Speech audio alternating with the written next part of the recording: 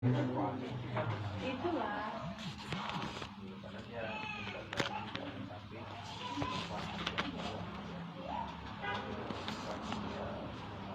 Apa pengolahan yang iya. Walaupun masuk itu kan teh lumayan teh. 1.200 untuk aktif, sedangkan kita kan ada murah. Nggak ada lagi. Jadi pengolahan kami itu lah teh kan selama ini kan di perpustakaan kita itu judulnya sama tapi di medianya berbeda, itulah jadi pengolahan itu masuklah itu memisah yang memperbaiki nomor panggil, memperbaiki tag, nanti yang belum ada abstraknya kan ditambahin abstrak, kemudian sampai tambahin kompon. Kalau kita sih nggak masuk kerjaan kita ngawasi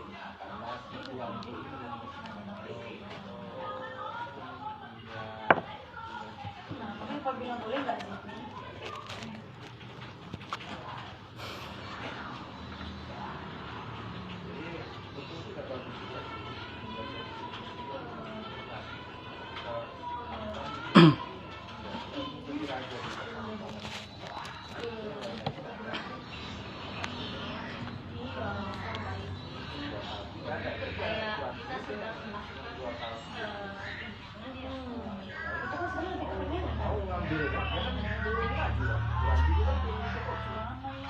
Itu beberapa data boleh nggak ini datanya Pak Tarek? Iya.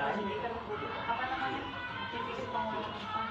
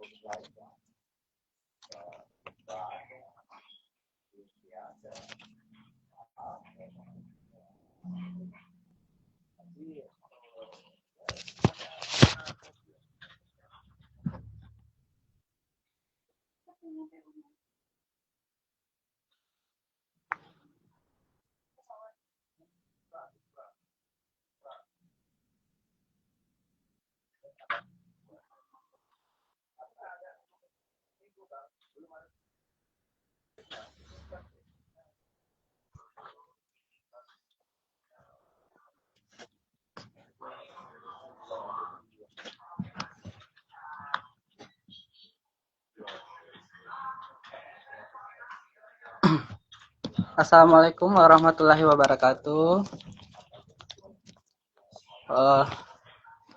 Sekarang kita masuk hari ke-6 bincang sore Ramadan bersama RBAN ya, kakak-kakak.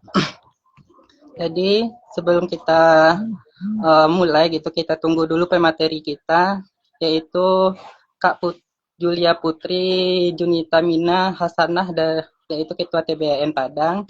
Jadi kita tunggu dulu beliau untuk join. Sebentar.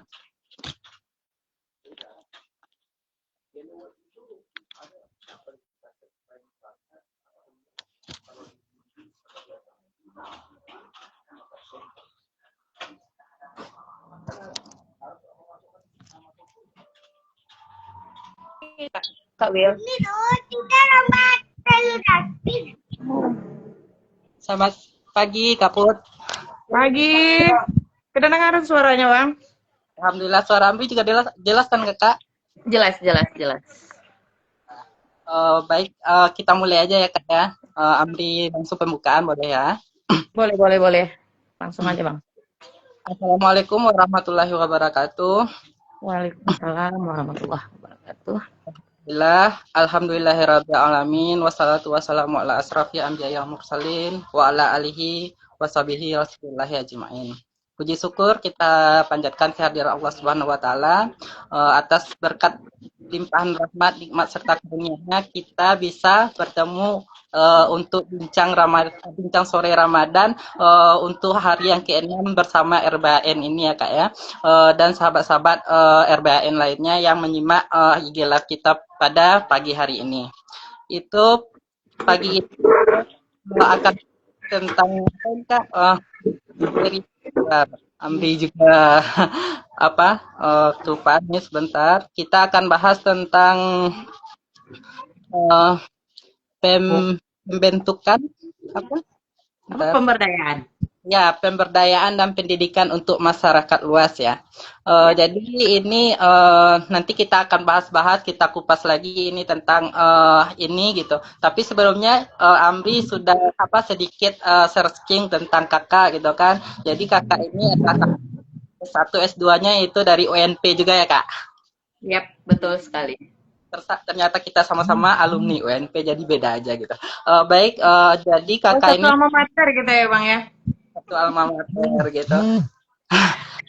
Kak Putri ini luar biasa sekali ya teman-teman sahabat rumah baca gitu. Beliau sudah mendirikan sekolah sendiri gitu, punya PAUD, punya SD sendiri yaitu buku paket A, paket C, juga ketua TBM Kota Padang ya Kak ya.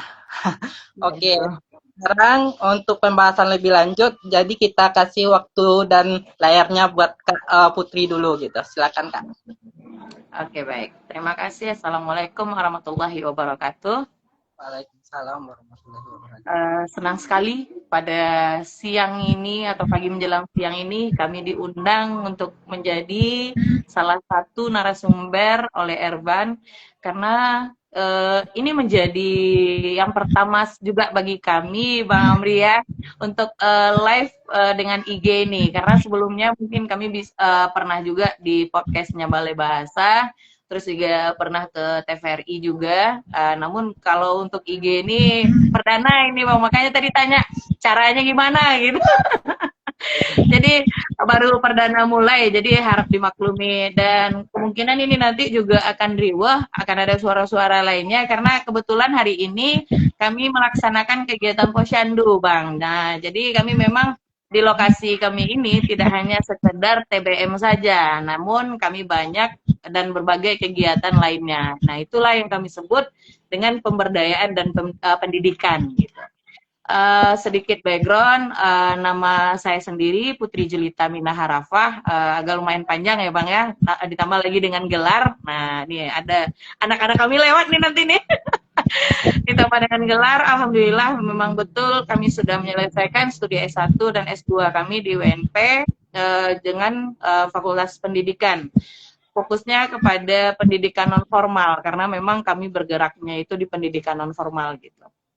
Dan untuk saat sekarang memang banyak sekali kegiatan kami karena kalau biasanya saya tuh dengan teman-teman tuh kalau ditanya Putri ini sibuk kali oh ya karena saya bukan pegawai PNS, saya bilang saya pegawai PLN.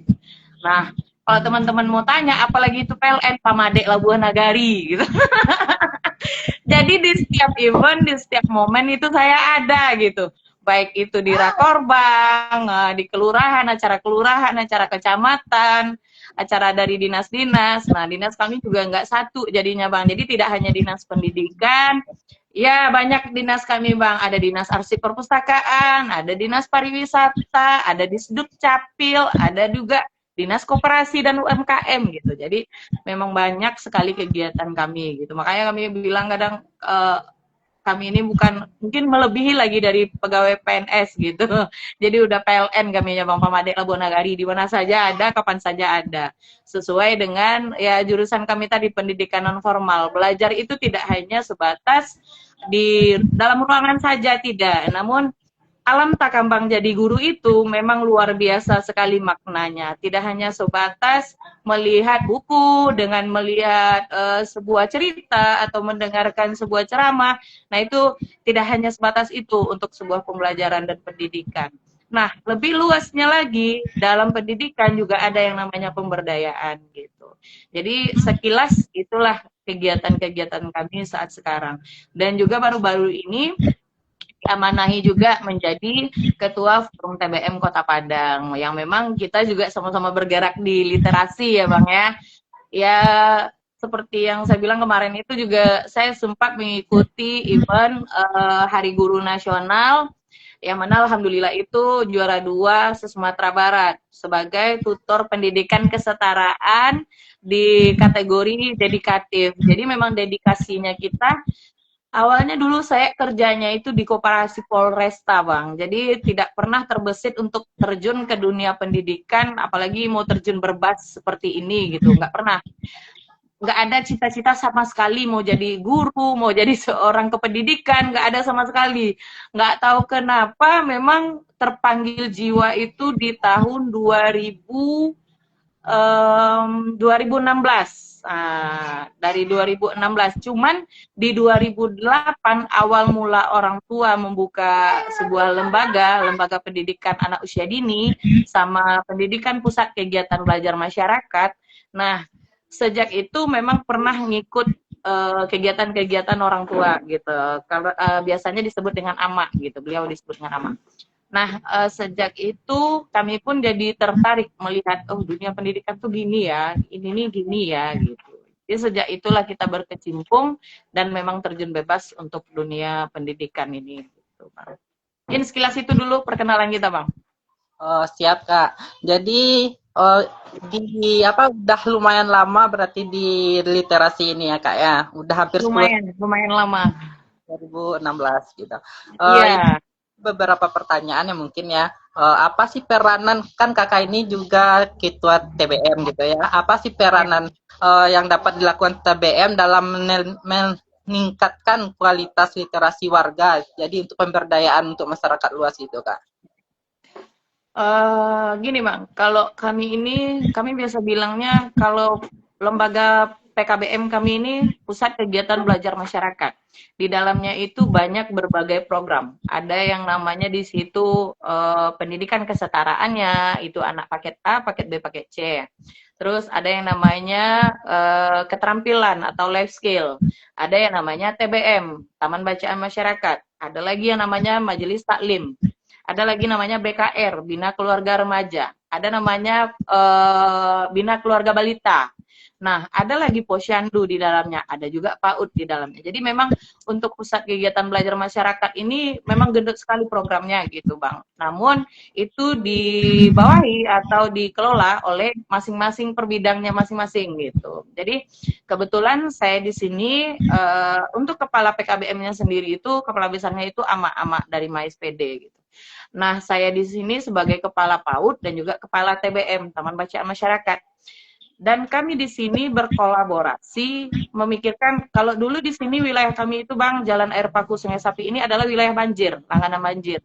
Oleh sebab itu kami terfikirkan banjir ini penyebabnya apa gitu, kenapa gitu. Kenapa di daerah kita ini sering sekali banjir. Nah, tanpa kita pungkiri itu tidak terlepas dari sebuah sampah gitu. Dari sampah itulah tercetus bahwasanya ini sepertinya pendidikan ini bisa kita jalankan sekaligus ada pemberdayaan di dalamnya.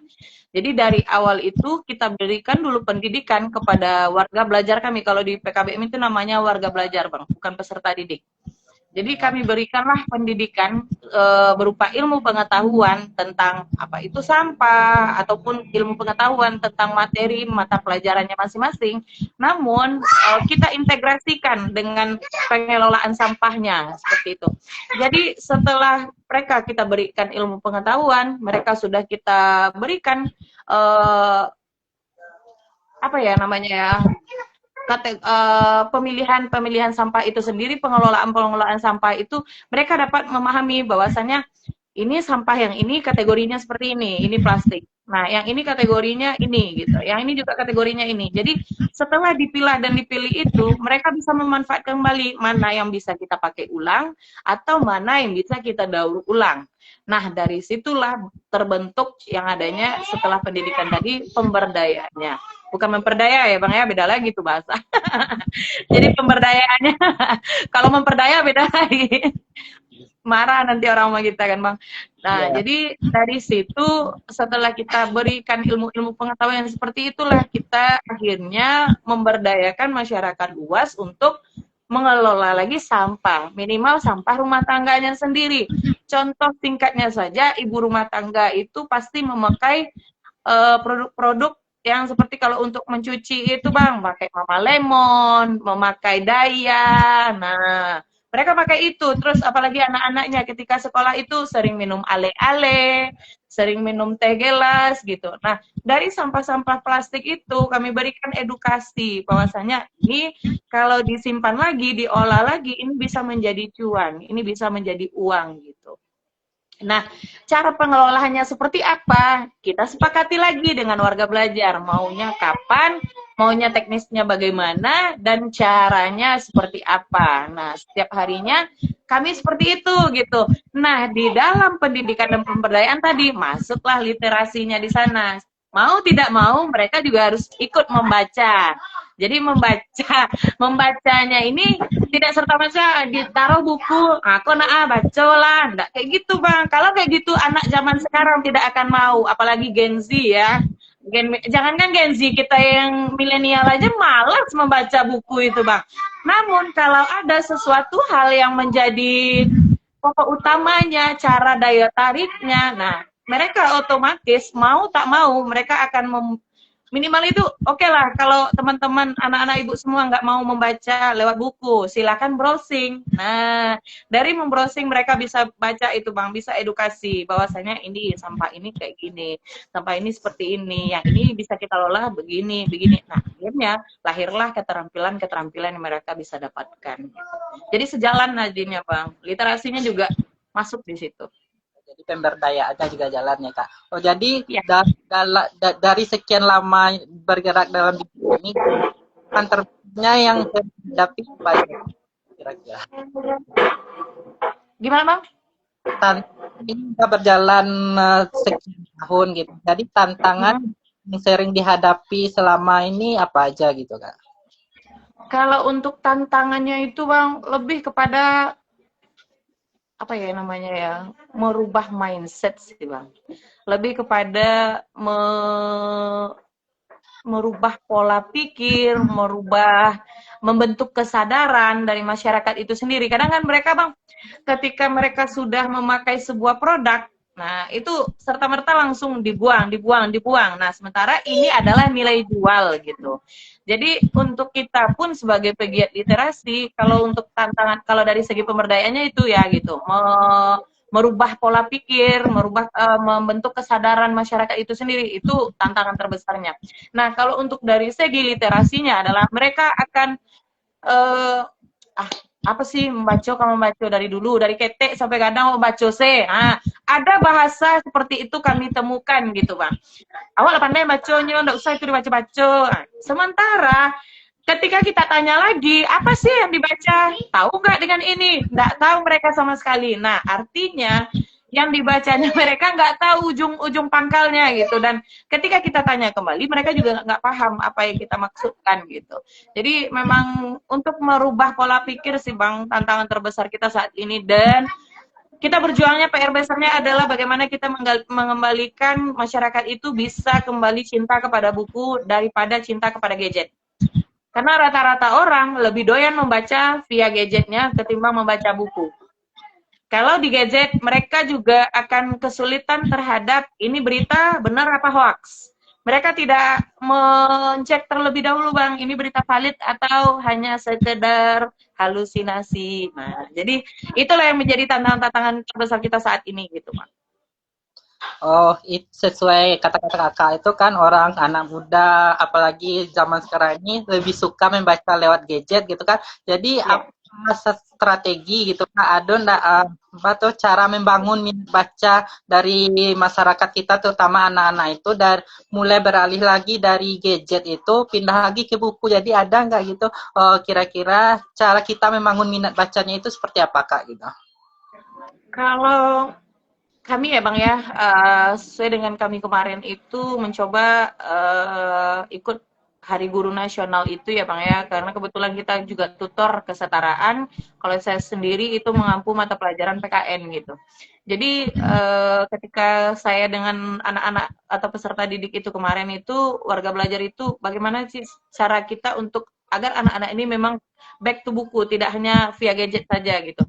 Jadi saya kemarin itu praktik baiknya adalah ya itu tadi Bang, ketika kami ingin anak itu mendapatkan ilmu pengetahuan melalui buku, nah kami memang memberikan dulu terlebih dahulu apa sih yang bisa minat dan bakatnya mereka yang kita gali, itu yang pertama. Kalau anak-anak sekarang itu ya Bang ya, warga belajar kami itu mayoritas itu adalah anak-anak Gen Z, Gen milenial. Jadi mereka itu lebih suka memang membaca di gadgetnya karena mereka berdalih bahwasanya dari gadget ini juga bukunya asli Bu katanya, valid katanya kan. Jadi ini tidak hoax yang kami baca gitu. Namun kan kita inginnya kalau dari sebuah buku itu kan Bang jelas di situ ada judul, ada penerbit, ada penulis, ada editor gitu kan.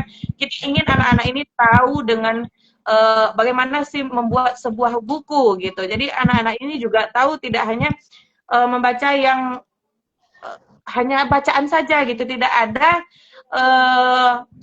apalah namanya tuh ya, ini sumbernya dari mana, penerbitnya siapa. Jadinya mereka tidak tahu. Kalau zaman awak dulu nak Bang sekolah itu awak tahu kok buku yang olahraga apa, kok penerbitnya Erlangga mah. Ayah kok penerbitnya Iko mah gitu. Tapi anak-anak zaman kini itu nggak tahu. Mereka nggak tahu buku yang dia pakai Iko dari siapa, Iko dari apa ini nggak tahu gitu. Jadi kita kembalikan ke itu lagi, kita gali minat dan bakatnya. Mereka maunya seperti apa yang sebenarnya. Dan ada kemarin itu anak-anak kami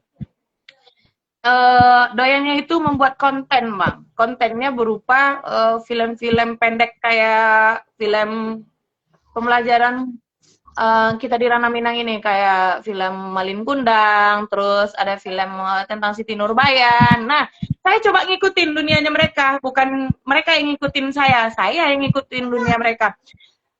Oke, kita buat konten, kita bikin film pendeknya. Nanti ibu yang jadi sutradara, anak-anak ibu yang jadi aktornya sama aktrisnya. Oke Bu katanya, tapi nanti kita shootnya di berbagai tempat ya Bu ya. Oke, kalian mau di mana? Mau di pantai? Kita mau ke pegunungan? Oke, saya ikutin Bang. Namun ada PR-nya, baca dulu apa itu tentang Malin Kundang. Ada bukunya loh, saya bilang. Akhirnya mereka mau sampai membeli buku itu langsung gitu Bang. Dibelinya buku itu sampai di koleksinya, nah ternyata ada serinya Bu katanya kan. Oh iya, coba makanya dibaca. Kalau kalian tidak dalami apa itu yang terjadi dengan Malin Kundang, itu tidak akan bisa kalian buat sebuah konten atau sebuah filmnya. Nah, ada itu Bang di channel YouTube kami ada tuh di PKBS Tengaraso itu ada film Malin Kundang itu.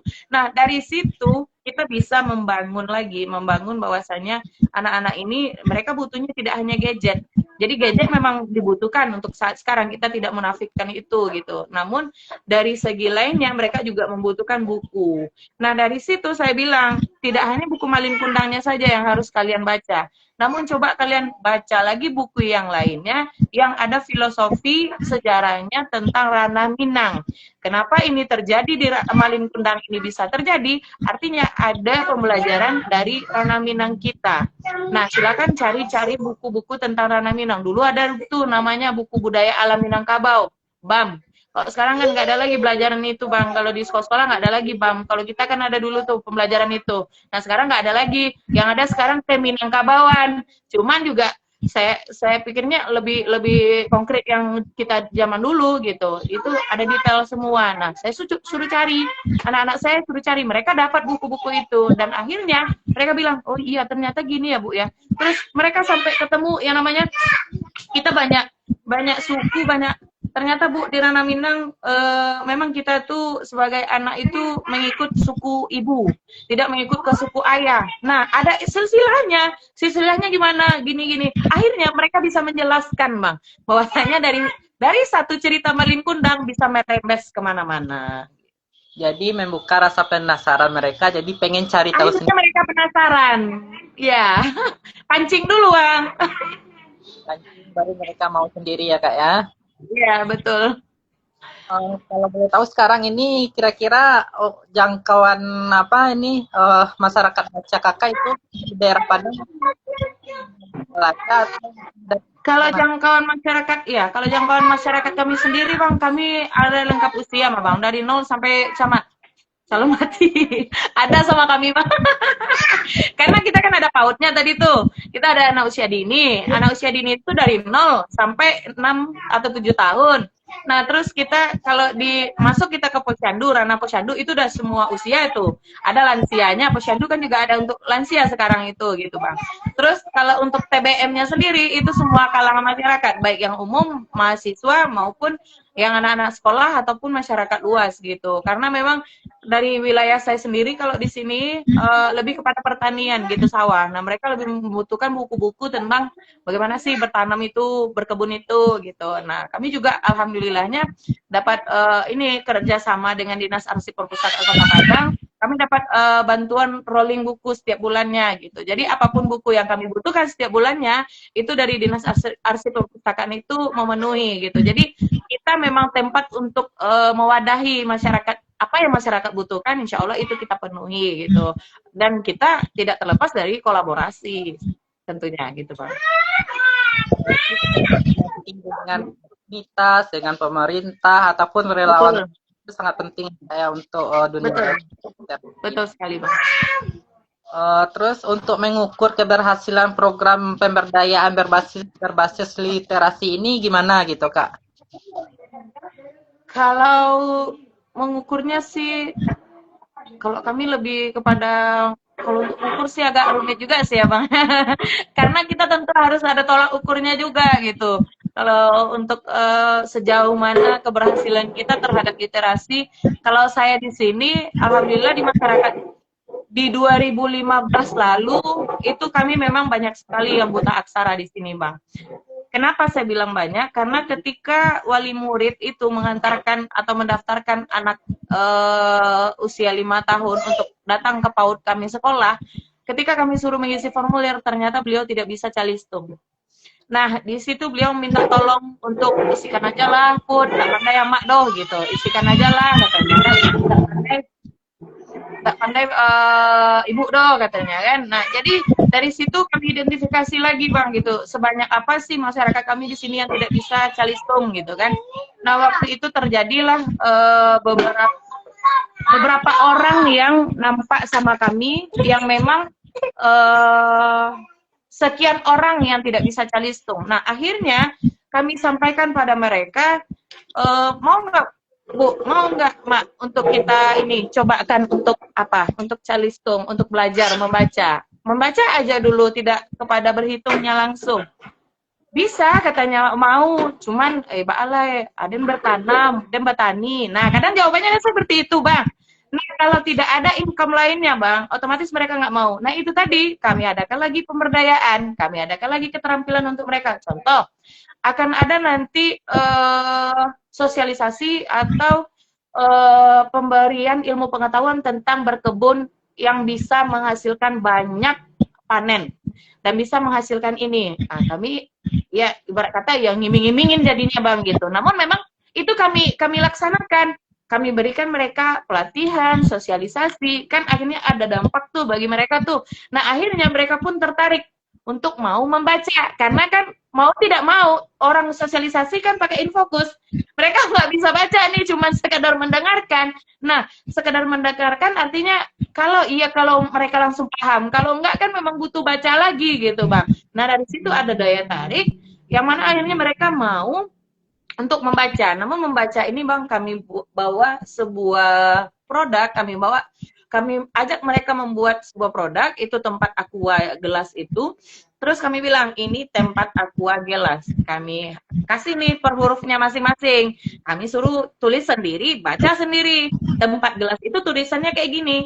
Aqua gelas itu tulisannya kayak gini. Akhirnya, dari barang-barang yang mereka lihat, dan bagaimana cara penulisannya, mereka jadi bisa membaca. Nah, salah satunya itu saya rasa, ini sudah membawa sebuah keberhasilan bagi kami, bahwasanya kalau dulu banyak buta aksara di wilayah kami, kalau sekarang insya Allah sudah nggak terlalu banyak lagi. Memang ada beberapa dari orang tua kita yang memang mungkin tidak nangkap lagi untuk bisa membaca gitu, Bang. Jadi mereka itu memang hanya sekedar mendengarkan. Kalaupun punya handphone hanya sekedar mendengarkan gadgetnya itu saja. Jadi tidak untuk membacanya. Jadi kalau untuk literasinya sendiri bagi anak-anak pun bagi anak PAUD pun seperti itu. Mereka kita bikin sebuah sesuatu yang membuat mereka tertarik akan sesuatu hal, baru nanti mereka akan tertarik untuk membacanya gitu. Begitu juga kepada anak-anak kesetaraan kami gitu. Berarti intinya emang harus dipancing. Ada yang mereka dapat, ada yang mereka pengen gitu, baru mereka bisa datang dan menghampiri. Betul. Ya, Kak. Betul. Emang Kak banget ya Kak. Betul. Sama dengan win-win solution mau Bang, 50-50. Kalau tidak ada income bagi mereka, mereka nggak akan mau. Ya. Itu Kak. Jadi pesan apa nih untuk pegiat literasi gitu agar tetap konsisten untuk berdaya di tengah keterbatasan kita saat ini gitu kan? Kalau untuk pesannya sih ya tetaplah konsistensi, jaga konsistennya karena kalau sekali berbuat, sekali bergerak itu jangan pernah putus asa. Memang sekali dua kali itu tidak akan langsung serta-merta berhasil gitu. Akan pasti ada sesuatu kegagalan. Namun belajarlah dari sebuah kegagalan. Dan satu hal lagi, yang terpenting adalah bagi kita pegiat literasi adalah kolaborasi. Karena kalau kita tidak berkolaborasi, kita tidak akan bisa sharing session, tidak akan bisa berbagi ilmu pengetahuan, karena berbeda loh Bang, wilayah saya dengan wilayah Abang, yang saya notabene-nya dekat pegunungan, atau teman-teman yang di wilayah perairan seperti yang di pesisir pantai, nah itu akan berbeda sekali. Kulturnya masyarakatnya seperti apa, gaya masyarakatnya seperti apa, itu akan sangat berbeda. Nah, di situ kita butuhkan kolaborasi dengan teman-teman sejawat, teman-teman komunitas literasi juga, baik kolaborasi dengan komunitas, dengan dinas-dinas terkait, dengan stakeholder yang ada, maupun dengan masyarakat itu sendiri. Artiannya, tidak hanya masyarakat yang kita berdayakan, masyarakat yang kita berikan pendidikan, namun kita manfaatkan juga masyarakat yang bisa memberikan pemberdayaan. Jadi memang kita kolaborasi ini sangat penting sekali. Dan yang terakhir itu adalah inovasi. Karena dengan berinovasi, kita dapat memberikan hal-hal yang terbaru untuk masyarakat luas kita, seperti itu, Bang. Jadi mungkin itu sih, Bang, intinya adalah komitmen, yang pertama konsistensi, dan seterusnya kolaborasi, dan terakhir itu inovasi. Mungkin itu dari kita, Bang. Oke.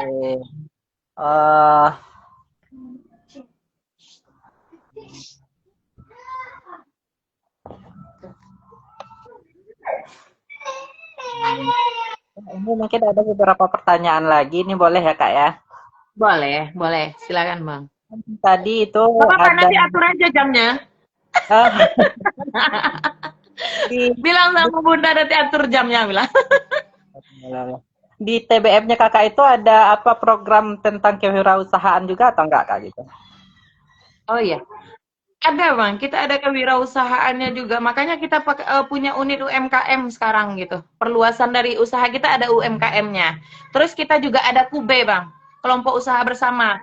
Di mana itu beberapa para UMKM kecil itu kami jadikan satu kesatuan. Misalnya gini, kalau KUBE itu kelompok usaha bersama itu Bang, yang si ini nama asal aja nih ya. Ada yang namanya Susi, dia punya usaha keripik kue gitu. Terus ada yang namanya Roni, dia punya usaha pecel lele gitu. Yang ini usahanya ini gitu. Jadi ada 10 kelompok orang yang memang membuat sebuah produk UMKM.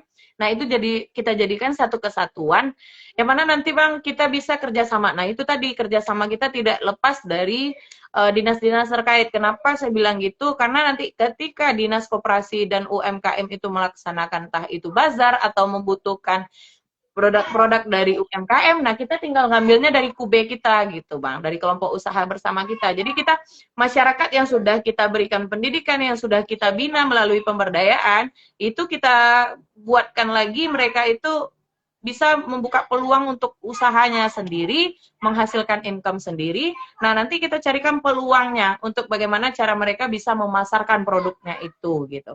Jadi dari dinas-dinas itulah nanti kita kerjasamanya gitu Bang.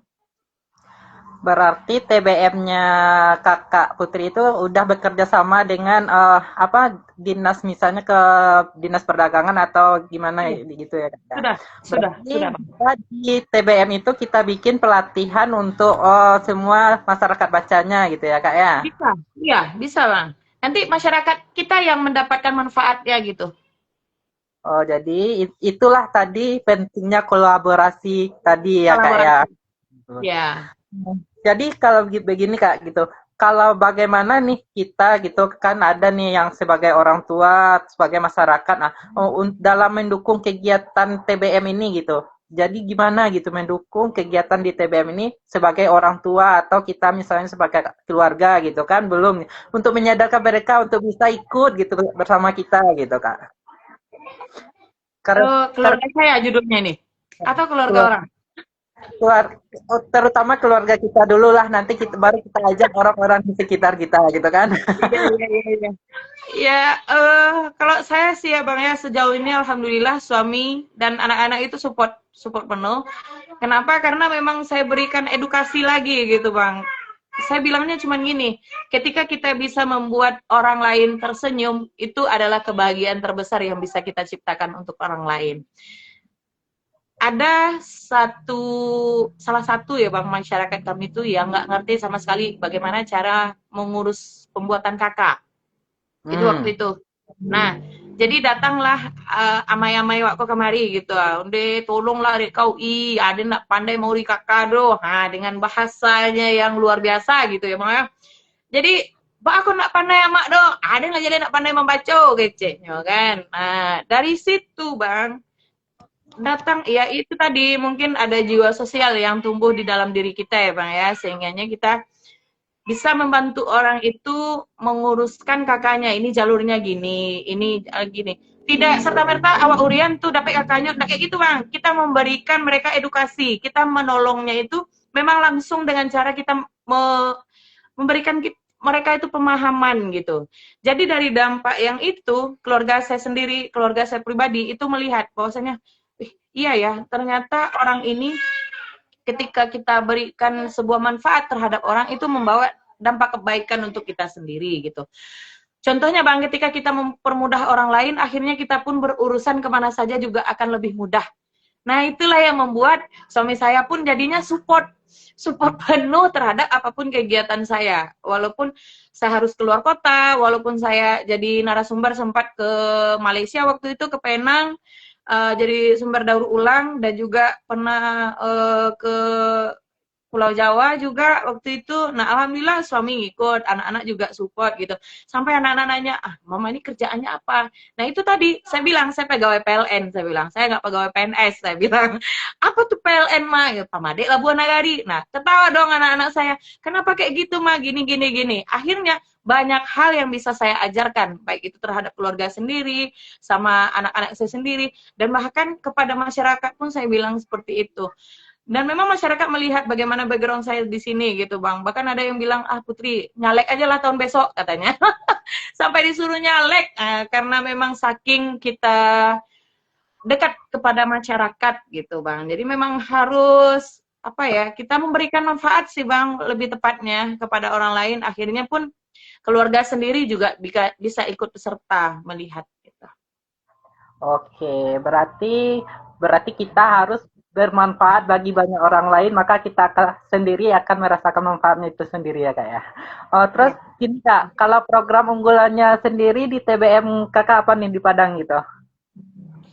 Kalau kita di sini memang pemberdayaan itu Bang, lebih ke pemberdayaan dan kewirausahaannya kalau untuk TBM kita saat sekarang gitu. Karena kalau dari dunia pendidikannya ya unggulannya sekarang itu kesetaraan sama PAUD. Namun kalau untuk kegiatan TBM kami sendiri itu memang di segi pemberdayaannya. Memberikan keterampilan-keterampilan. Kami tidak hanya daur ulang sih Bang, ada juga keterampilan menjahit bed cover, spray bed cover, terus ada juga pelatihan menjahit baju tunik.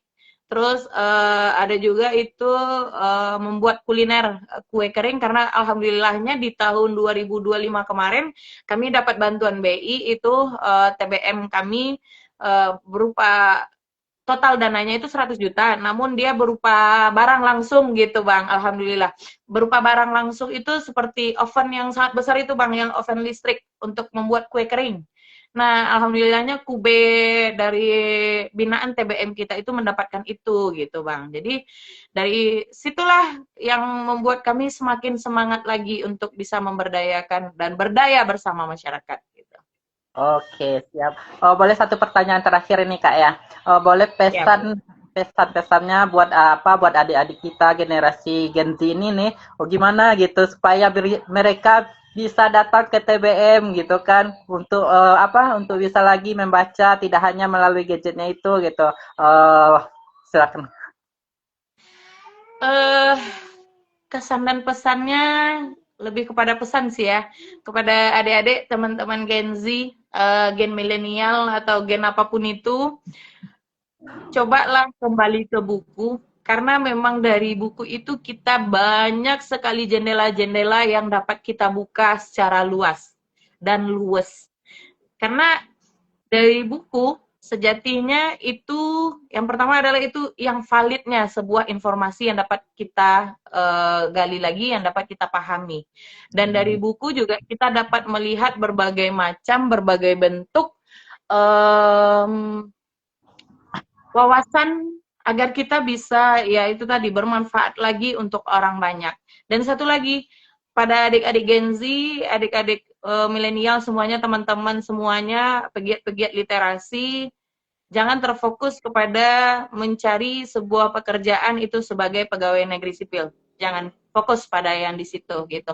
Namun fokuslah kepada bagaimana caranya kita bisa menciptakan lapangan usaha sendiri untuk diri kita sendiri maupun untuk masyarakat luas. Karena tanpa kita pungkiri pada saat sekarang ini seorang pengusaha akan lebih berduit ketimbang pegawai negeri. Kalau menurut saya, itu menurut saya pribadi ya. Nah, ini bisa ditelaah lagi, bisa diambil lagi sisi positifnya atau sisi negatifnya.